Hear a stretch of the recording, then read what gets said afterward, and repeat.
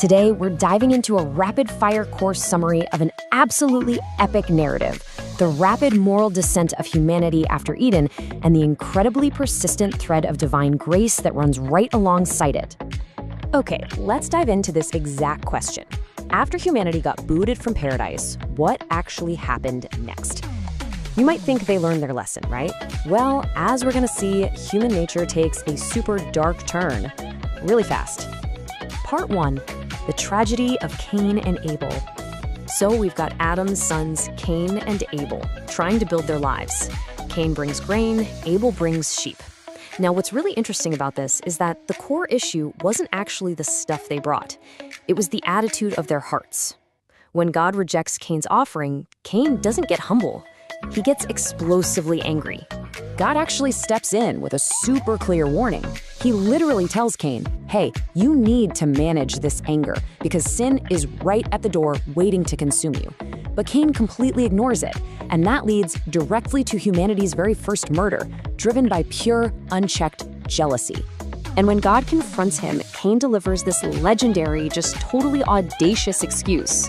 Am I my brother's keeper? It's a staggering level of absolute shamelessness. So the crucial point here is that comparison just breeds misery. The real skill isn't in what you can physically produce. It's about how you manage that toxic internal jealousy. Let's move to part 2 and see how this builds. The genealogy of death and Enoch.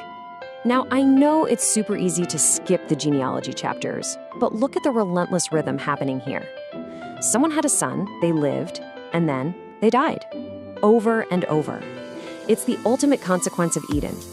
But right in the middle of this heavy drumbeat of death, one guy breaks the pattern. Enoch. He simply walked with God. Fast forwarding a bit through this timeline, we see Adam's generation bringing sin and death, Enoch proving that a real relationship with God is still totally possible, and Noah preparing for a brand new start. It's proof that even amidst this history of death, God never gave up on humanity.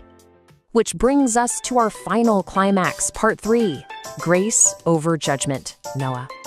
You'd kind of think humanity would get its act together as the population grew, right? Ironically, the total opposite happened. People started choosing paths based purely on their own selfish desires, leaving God out entirely. It reached this incredibly tragic point where their thoughts were just constantly always evil. And this brilliantly illustrates a massive turning point. God makes the shocking decision to wipe out humanity. But notice the balance here. This wasn't just blind, chaotic rage. It was a firm decision to put a hard stop to the evil. And at the exact same time, God introduces this huge twist of hope. Noah gets a fresh start. But Noah, those 2 words literally changed everything. The text drives home the resolution that Noah found grace. It's the ultimate proof that, in the end, God's grace completely overpowers judgment. We've seen how fast humanity spiraled when left to unchecked jealousy and selfish desires. So, as we wrap up this explainer, I want to leave you with one final provocative question to think about. Who or what is ruling your heart right now? Thanks for joining us, and we'll see you next time.